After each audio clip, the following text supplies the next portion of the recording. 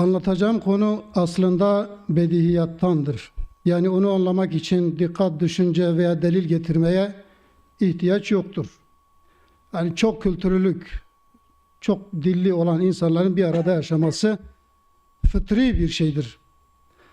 Ancak gücü elinde bulunduran ulusalcı kafa anlamamakta ısrar ettiği için ayrıca münasebet de oluşmuşken konuyu bir daha İslami kaynaklar ve uygulamalar temelinde sizlerin huzurunda özetlemeye çalışalım. Konu bildiğiniz gibi yani çok geniş. Neticede bütün İslami kaynaklar aslında bundan söz ediyor. Estaizu billah ve ma erselnake illa rahmeten lil alemin ayeti bile bunu zaten söylüyor. Bütün insanlar için indirilmiş olan Kur'an-ı Kerim, gönderilmiş olan bir peygamber, bir din bunu anlatıyor. Ancak birkaç maddeyle bunu anlatmaya çalışalım. Şimdi önce bu çok dillilik, çok kültürlülük nasıl oldu? Bunların aklına nasıl geldi de nasıl dünya gündemine girdi? Ona bir bakalım kısaca. Ulusalcılığın dünyaya yayılmasıyla birlikte klasik devlet anlayışı yerini modern devlete bıraktı. Modern devlet anlayışı kendini vatandaşa dayattı. Kendisi gibi inanmayanı, farklı kimliğe ve yaşama biçimine sahip olanı öteki olarak konumlandırdı ve bu şekilde devlet vatandaş şeklinde hiç görülmemiş yepyeni bir mücadele dünya gündemine girdi. Şimdi Batı'da modern ulus devletin vatandaşlık anlayışı önce kendi içinde yaşayan dil ve kültürel çeşitliliğe karşı sorun yaşadı. İkinci Dünya Savaşı ile birlikte gelen göç dalgaları, daha sonra Balkanlarda ve Batı Doğu Avrupa'da başlayan etnik azınlıklar arasında yaşanan çatışmalar Batı'yı endişelendirdi ve çareler aramaya başladı. Zaman içerisinde ulusçuluk yaklaşımı yerine çok kültürlerin bir arada yaşamasının normal karşılanması gerektiğine dair çok kültürlülük ve çoğulculuk kavramları, ifadeleri kullanılmaya başlandı. Ancak Batı'nın insan hakları ve çok kültürlülük, çoğulculuk edebiyatı böyle kulağa hoş geldiği gibi masum değildir. Ahlak ve merhamet kavramlarından yoksundur. Çünkü bu edebiyatın amacı farklı olan kültürleri Batı'nın değerlerine ve Batı'nın çıkarlarına hizmet ettirmek, ayrıca meydana gelen çatışmalardan korunmak için tedbir geliştirmektir. Bugün mesela Batı'da kültürel çoğulculuk özellikle bireyler için insan fıtratını ve ahlakını çökertecek, hakları da kapsayacak şekilde ki mesela onları insan ifade etmekten bile haya eder, o hakları bile kapsayacak şekilde genişletilmiştir. Bu da insanın mükerremiyetini, insanın onurunu tehdit etmektedir. Türkiye'ye gelecek olursak, Türkiye'de Türk ulus anlayışına göre Türkiye'de tek bir millet vardır, o da Türk milletidir. Devlet, bayrak, vatan Türk milletine aittir. Öncelikli değer vatandır. Türk'ün bakası için devletin bakasıdır. Farklı kavimlere dil ve kültürde fırsat eşitliği tanımak ise millet, devlet ve vatanı böleceği için kabul edilemezdir. Türk ulus anlayışı budur. İslam ise dil ve kavim çeşitliliğini Rabbani rahmetin kevni sünnetlerinden biri olarak görür. Onun iradesi bu şekilde tecelli etti, kudreti ve hikmeti bu şekilde tecelli etti. Son yüzyılda dilimize giren çoğulculuk ve çoğukültürlülük ne Batı değerlerine ne Türklük değerlerine hizmet etmek içindir. Ayet-i Kerime'nin ifadesiyle taarruf içindir, tanışma içindir. Taarruf de beraberinde müzakereyi ve muahedeyi getirir. Rum suresi 22. ayet ve Hucurat suresi 13. ayetler bunu anlatmaktadır bize. Şimdi bugün Batılıların tartışma konusu yaptığı çok dillilik ve kültürün İslami kaynaklarda İslam tarihindeki uygulamalarına kısaca özet şekilde bakalım. Birinci kaynak Medine vesikasına. Medine vesikası biliyoruz bizzat Resulullah Aleyhisselatü Vesselam öncülüğünde kitap ehli 3 ayrı topluluğu ve müşrik gruplarını karşılıklı rıza esasları üzerinde birleştirmiş ve uygulamaya konulmuş bir sözleşmedir. Bakın bir maddesinde şöyle diyor. Beni Avf Yahudileri müminlerle birlikte bir ümmettirler. Yahudilerin dinleri kendilerine, müminlerin dinleri kendilerinedir. Buna gerek Mevlaları gerekse bizzat kendileri dahildir. Modern dünyanın çok kültürlülük ve çoğulculuk dediği yapıyı Medine vesikası ümmet kavramıyla ifade etmiştir. Ayrıca Resulullah Aleyhisselatü Vesselam Yahudileri de müminlerle birlikte ümmet kavramı içerisine dahil etmiştir. Bu bir. İkincisi, Medine vesikasında anlaşmanın içerisinde yer alan 20'den fazla kabilenin ismi tek tek zikredilmiştir. Bu aynı zamanda kavmi kimliklerin önemsendiğine ve toplum içerisinde erimemesi gerektiğine bir vurgudur. Üçüncüsü, modern dünya anayasalarında azınlıklar her zaman azınlık olarak yer alır ve hiçbir zaman siyasi iktidarın bir parçası olamazlar. Avrupa ve Türkiye'de bu yetmiyormuş gibi bir de entegrasyon adı altında asimilasyona tabi tutuluyorlar. Medine vesikasında ise Resulullah Aleyhisselatü Vesselam irili ufaklı hiçbir kabileyi azınlık saymamış, hepsini siyasi iktidarın ortağı yapmıştır. Dördüncüsü, ulus devletler hayatın alanını üçe ayırırlar. Biliyoruz kamusal alan, sivil alan, özel alan. Kamusal alan sınırları üzerinde de bir ittifak sağlanmadığı için birçok ülke sivil alanda kamusal alan çerçevesine alır ve insanların özel hayatına müdahale edebilmektedirler. Ama Medine vesikasında Resulullah Aleyhisselatü Vesselam ortak hak ve ortak sorumluluk ilkesini hayata geçirdi ve bu konuda tartışmaya mahal bırakmayacak şekilde bugün dünyada uygulanmakta olan bütün çoğulcu modellerin çok çok ilerisinde bir sistem yerleştirdi. Bir başka kaynak, İslam ortak sözde buluşmaya davet eder. Yani Kur'an-ı Kerim farklı din ve inanışları, farklı kültürleri yasaklamaz, uzaklaştırmaz. Hatta uzak duranı, çatışma seçeneğini seçeni ortak bir zeminde buluşmaya davet eder.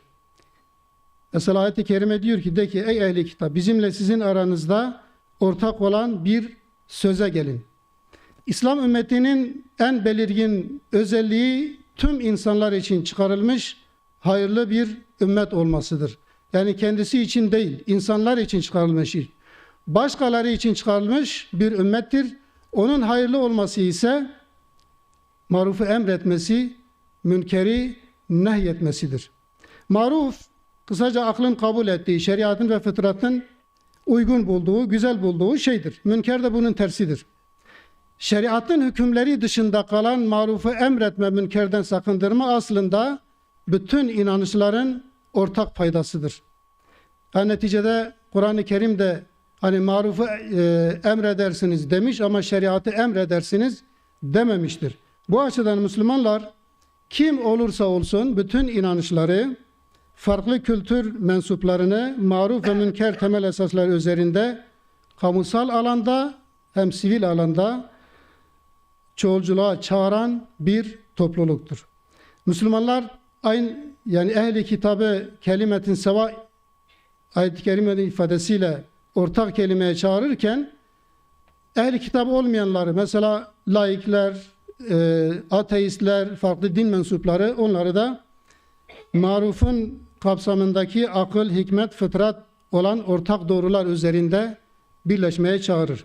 Mesela dil ve ırk inkarına ve rejimin baskılarına karşı çıkmak, barışın tesisi için çalışmak, yoksullara yardım etmek, dürüst olmak bunlar ortak maruftur. Hak ihlalleri, işkence, sömürü, işgal, ahlaksızlıklar da ortak münkerlerdir. Bir başka kaynak İslami fetihler. Müslümanlar fethettikleri yerlerde din ve vicdan özgürlüğünü her zaman sağlamışlar vergileri ve derebeyliği kaldırmışlar ve bu sebeplerde İslami fetihler çok kolay gerçekleşiyordu. Hatta Hazreti Ebubekir döneminde Müslümanlar adeta tarihçilerin yazdığına göre ellerini kollarını sallayarak Şam'a kadar ilerleyebilmişlerdir. Hazreti Ömer döneminde kavimler buluşması gerçekleşmiş. Rumlar, Süryaniler, Kürtler, Kıptiler, Farslar ilk defa onun döneminde bir araya gelmiş ve ümmet olmuşlardır. Ayrıca Hazreti Ömer Sasani ve Bizans'tan fethettiği yerlerde onların dilini yani Rumca ve Farsçayı divan defterlerinde kullanmasına müsaade etmiş. Onun dönemi çok dillilik açısından özellikle devlet ahlaklarında çok önemli tarihi belgelere sahiptir. Bir başka kaynak İslam'da çok hukukluluk ve İslam hukukunda farklı içtihatların geçerli olması. Allah tüm beşeriyete tek bir şeriat, tek bir hukuk emretmemiştir. Biz her ümmet için uyacakları dini kurallar koymuşuzdur. Ayet-i kerimesi bunu ifade ediyor. Toplumların şartlarına ve beşeri gelişmelere göre farklı dini hükümler bildirilmiştir. Birden fazla farklı içtihadın meşru ve geçerli kabul edildiği sosyal ve siyasal düzen doğal olarak çoğulcudur. Dolayısıyla çoğulculuk da aslında meşruiyetini İslam'dan ve onun çok hukuklu yapısından almıştır. Bir başka kaynak, dayanak, üstünlük taslamak yasaktır İslam'da. Yani bir Türk dünyaya bedeldir demekle Türkler dünyaya bedel olmuyor. Kavimler, gruplar kendi kendilerini yüceltemez. Yücelik ilahi kanuna riayet etme derecesine göre gerçekleşir. Toplumlar buna uydukları ölçüde medeni olurlar. Hazreti Ali radıyallahu anh'ın bir sözüdür. Diyor ki insanlara canavarın sürüye baktığı gibi bakma. Çünkü istisnasız bütün insanlar ya dinde kardeşin ya da insanlıkta, yaratılışta senin eşindir. Bir kavmin diğer kavimleri tahakküm altına alması veya onları inkar etmesi ilahi hukuka karşı çıkmaktır. Tek tip fertlerden bir toplum inşa etme girişimidir ve bu toplumun sürdürmesi de mümkün değildir. Çünkü başkasını kendine denk olarak kabul etmemek Allah'a ve onun uluhiyet özelliklerine has bir şeydir. Allahu Teala'nın ifadesidir. Fe'lem ennehu la ilahe illallah. Bil ki Allah'tan başka ilah yoktur. Bir başka kaynak Kur'an-ı Kerim 7 harf üzerine nazil olmuştur. Resulullah Aleyhisselatü Vesselam'ın hadisidir. Kur'an-ı Kerim 7 harf üzerine nazil olmuş. Ondan kolayınıza geleni okuyunuz. Burada 7 harf ile ilgili farklı yaklaşımlar, yorumlar var. Bunlardan birisi İbnül Cezeri'nindir ki diyor ki 7 harf 7 Arap kabilesinin kullandığı dildir. Yani Resulullah Aleyhisselatü Vesselam toplumdaki dil farkını göz önünde bulundurarak ümmetine şefkatinden dolayı onlara kolaylık sağlamıştır.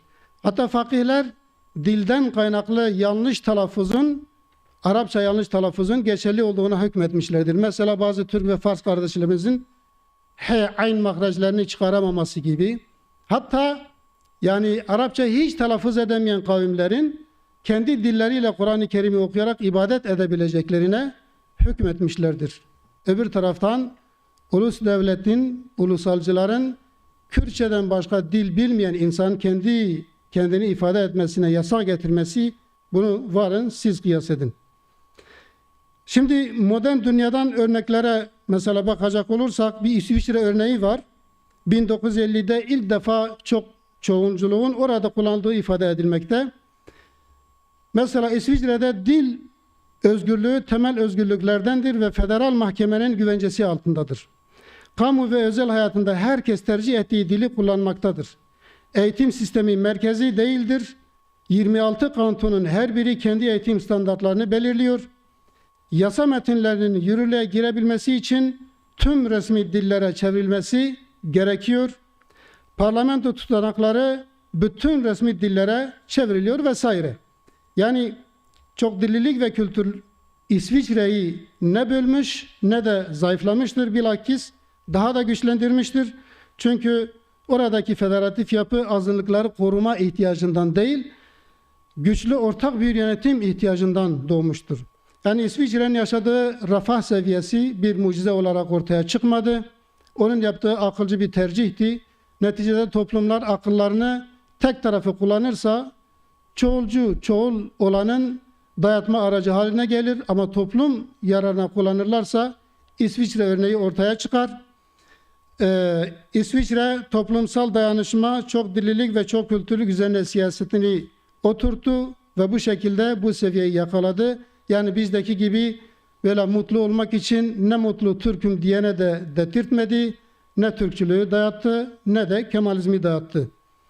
Sonuç olarak Türkiye'de Türkler bir millet değil, bir kavimdir. Kürtler, Araplar, Farslar da birer kavim olduğu gibi. Ve Türkiye'de birden fazla kavmin bir araya toplanmasından Türk milleti değil, Türkiye halkı meydana gelmiştir. Tarih ve hukuk bize gösteriyor ki farklı kavimlere dil ve kültürde fırsat eşitliği tanımak millet ve devleti bölmez.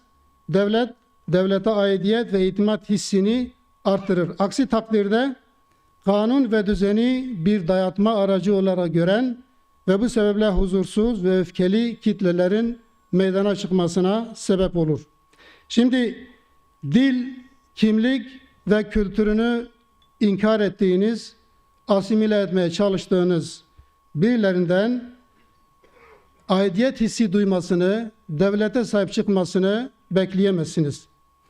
Kürtlerden devlete sahip çıkmasını beklemek veya devlete kendine ait hissetmesi için atılması gereken ilk adım ana dilin öndeki engellerin kaldırılması ve Kürtçenin ikinci resmi dil olarak tanınmasıdır.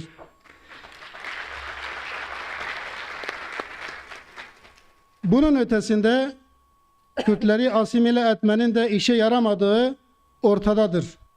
Günümüzde Avrupa dil ve kültür çokluğunu sağladı. Kavimleri bir arada barış ve uyum içerisinde yaşattı. Dört bir yanı mamur ve maddi refahın zirvesine çıkmış ülkelere dönüştü. Bizde ise Kürtlük farkını ortadan kaldırmak için devlet PKK ortak operasyonlarıyla adeta Bakur, Başur, Rojava ve Rojhelat viraneye dönüştürüldü.